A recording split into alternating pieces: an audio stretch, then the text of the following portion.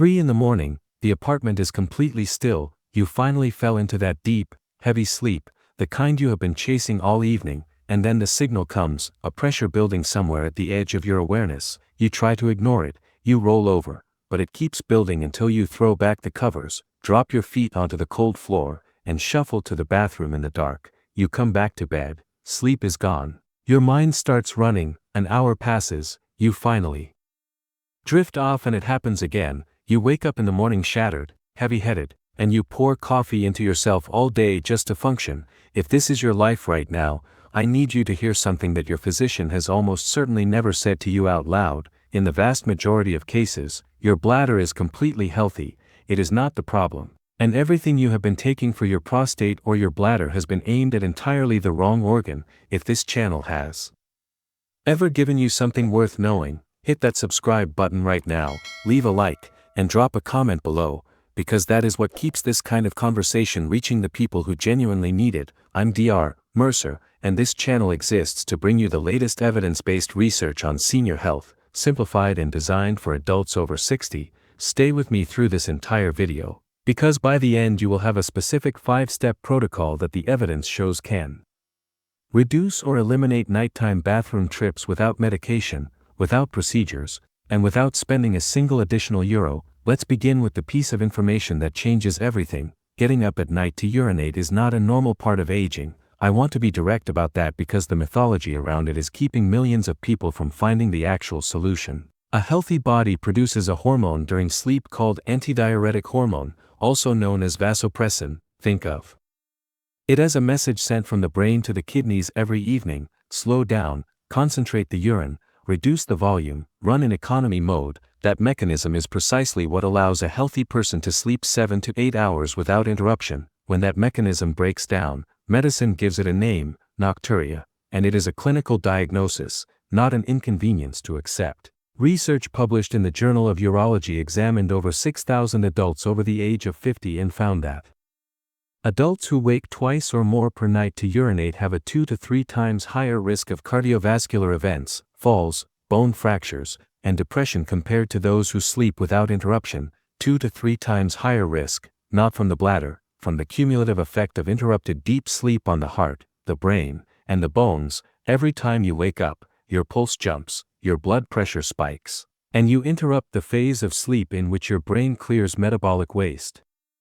Neurons repair themselves, and your heart genuinely rests. The damage from years of losing this phase is not minor. Now let me tell you where the real problem comes from in the majority of cases, because this is what almost nobody in a standard clinic appointment explains. The culprit is your legs and gravity, and once you understand the mechanism, everything else in this video will make immediate sense. During the day you are vertical, gravity pulls blood and fluid downward toward your feet and ankles. When we are younger, the veins in our legs have strong elastic walls and competent valves that hold blood from pooling below. As we age, and particularly when we spend long hours sitting, those valves begin to fail and fluid seeps out of the vessels into the soft tissue of the lower legs. Up to 1.5 liters of water can accumulate there over the course of a day. You may notice only a faint groove left by your sock elastic. That is all, nothing dramatic. Now comes the evening. You sit on the sofa after dinner for several hours, fluid continues pooling in your legs, then you lie down to sleep, and the moment you become horizontal, gravity no longer holds that fluid in your lower legs, it rushes back into the bloodstream. The volume of circulating blood rises sharply within an hour. The heart detects the overload and releases a hormone called atrial natriuretic peptide, a chemical signal to the kidneys that means this: dump the excess fluid immediately. The kidneys shift into emergency filtration mode, your bladder fills, you wake up, you return to bed, but the fluid from your legs has not finished mobilizing. The cycle continues until morning. I had a patient I will call Anatole, 54 years old, came in with a thick folder of bladder ultrasounds and a stack of supplements he had been taking for his prostate for months. He had been waking 4 to 5 times per night for the past 6 months. He had reduced his fluid intake so aggressively. His mouth was dry by early evening. He still woke at 2 in the morning and released half a liter of urine. He woke again at 4 and released another half liter. He had not drunk a thing since 6 in the evening. When I sat with him and reviewed his tests, his prostate marker was completely normal, his bladder was clean, from a urological standpoint he was nearly healthy. So I stopped asking about how he urinated and started asking about how he lived. Did he get short of breath climbing stairs? Did his socks leave grooves in his legs by evening? The answer to both was yes. I referred him not to a urologist but to a cardiologist and a sleep specialist. The cardiologist identified early-stage heart failure. The sleep specialist found obstructive sleep apnea, which independently disrupts antidiuretic hormone production and forces the kidneys into increased nighttime activity. Anatole had been taping over the fire alarm for months. His bladder was not the problem, it was simply reporting. What was being put into it? The first mechanism working against older adults is venous insufficiency combined with gravitational fluid redistribution, which I have just described. The second mechanism is hidden sodium in evening meals. Most people believe they eat little salt because they do not use a salt shaker, but 80% of sodium in the average diet comes from processed foods, cheese, cured meats, sausages, bread, condiments, and canned goods. 100 grams of ordinary hard cheese contains as much sodium as an entire bag of crisps. You do not taste it because it is masked by fat and flavor. In the evening that sodium enters the blood, the body holds water to dilute it, osmotic pressure at work, but 2 to 3 hours later, after you have fallen asleep, the kidneys detect the accumulated sodium and begin actively excreting it, and sodium pulls water behind it. To eliminate 1 gram of excess sodium, the kidneys must run a significant volume of fluid through themselves. You wake at 3 in the morning not because you drank too much, you are eliminating last night's cheese. The third mechanism is evening alcohol. Many people tell me a small glass of something before bed helps them sleep. Here is what is actually happening. Alcohol is one of the most powerful suppressors of antidiuretic hormone available. It cancels the brain's signal to the kidneys entirely. The kidneys run at full filtration speed with no restriction applied. The sedative effect of alcohol may allow you to sleep through the first urge as the bladder fills, but it keeps filling. The second urge becomes impossible to ignore, and the sleep quality throughout the night is profoundly poor without restorative deep-wave sleep at all. The outcome is worse than if you had not had the drink. Before I give you the protocol, I need to say something clearly and without softening it. There are symptoms that require medical evaluation before anything else I am about to describe. If you see blood in your urine without pain, that is a specific combination that warrants prompt investigation, as it can be an early sign of bladder pathology. If nighttime urination is accompanied by pelvic or lower back pain and unintentional weight loss over recent weeks, please see your physician before implementing anything from this video. And if you have heart failure, significant kidney disease, or are on diuretic medication of any kind, the protocol I am about to describe must be reviewed with your physician before you begin. Some of these steps involve deliberate fluid redistribution, and that has specific implications if your cardiac or renal function is compromised. Do not proceed independently if any of those conditions apply to you. Now, what does the evidence support for addressing this problem in otherwise healthy older adults? A study published in Neurourology and Urodynamics examined the effect of afternoon leg elevation combined with sodium restriction in adults over 60 with nocturnal polyuria.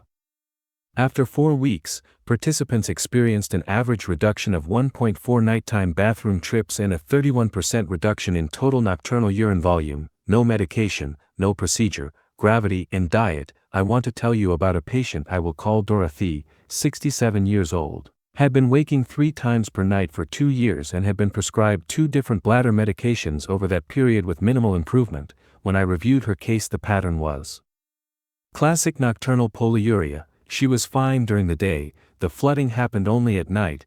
We implemented the protocol below. After 3 weeks she was waking once per night. After 6 weeks she was sleeping through most nights entirely. Her bladder medications were reviewed and one was discontinued under her physician's supervision. Here is exactly what to do. Step 1. Tonight press the pad of your thumb firmly against your shin bone, the hard surface along the front of your lower leg, approximately 10 to 15 centimeters above your ankle. Hold for 10 to 15 seconds and release. If a visible dent remains for several seconds, you have fluid pooling in your lower leg tissue. That fluid will move through your kidneys tonight. Step 2. On a day off, measure your urine output separately during daytime and nighttime hours using any measuring container. If more than 1/3 of your total daily output is occurring at night, that is nocturnal polyuria, and the strategies in this video are directly relevant to you. Step 3. 1 to 1.5 hours before bed, lie down and elevate your legs so your heels are higher than your heart. The back of a sofa, a chair, or propped against the wall works well. Stay elevated for 15 to 20 minutes. You can read or listen to something. This returns the accumulated fluid from your legs to your bloodstream while you are awake and in control, so your kidneys can process it before you sleep rather than at 3 in the morning. 30 to 40 minutes after this exercise, visit the bathroom. You will likely release 300 to 400 milliliters, that is the volume that would otherwise have woken you at 2 in the morning. Step 4. Remove hidden sodium from your evening meal. Eliminate cheese, cured meats, condiments, and processed foods from dinner. Replace them with vegetables, lean protein, and foods without added sodium. Remove the salt shaker from the table entirely and season only during cooking. This single change reduces daily sodium intake by 20 to 30% without altering what you fundamentally eat. Step 5. Shift 70% of your daily fluid intake to before 4 in the afternoon. Drink well during the morning and early afternoon. After 4, take only small sips as needed to relieve thirst. Do not stop drinking entirely as dehydration thickens the blood and raises clotting risk in older adults. At your next physician appointment, ask specifically whether your nighttime urination pattern has been evaluated for nocturnal polyuria rather than bladder or prostate dysfunction. Ask whether a urine diary measurement would help clarify your pattern, and ask whether your evening medications could be contributing to the problem. One important clarification before we close: this protocol addresses the most common cause of nighttime urination in adults over 60, which is nocturnal polyuria driven by peripheral fluid redistribution and dietary sodium. It does not apply if your pattern involves frequent urgent trips producing only small amounts of urine each time. That pattern points to a reservoir or nerve sensitivity problem in the bladder itself, which requires a different and specific evaluation. It also does not apply if you are experiencing symptoms during the day with the same frequency as at night, as that points to either excessive fluid intake or a systemic metabolic issue such as uncontrolled blood sugar. And it should not be used as a reason to delay evaluation of the warning signs I described earlier. Always bring new or worsening symptoms to your physician's attention. Your bladder is not your enemy. It is doing exactly what it is supposed to do, emptying what is being put into it at night. The question is why so much fluid is arriving there during the hours you are trying to sleep. Now you know the answer, and you know what to do about it. If this video gave you something useful, please hit the like button right now. Leave a comment telling me how many times per night you currently wake up and whether you plan to try the leg elevation protocol tonight, and share this with someone you care about who is losing sleep to this problem and has been told it is simply part of getting older. It is not. Subscribe if you have not already, and I will see you in the next one. Take good care of yourselves.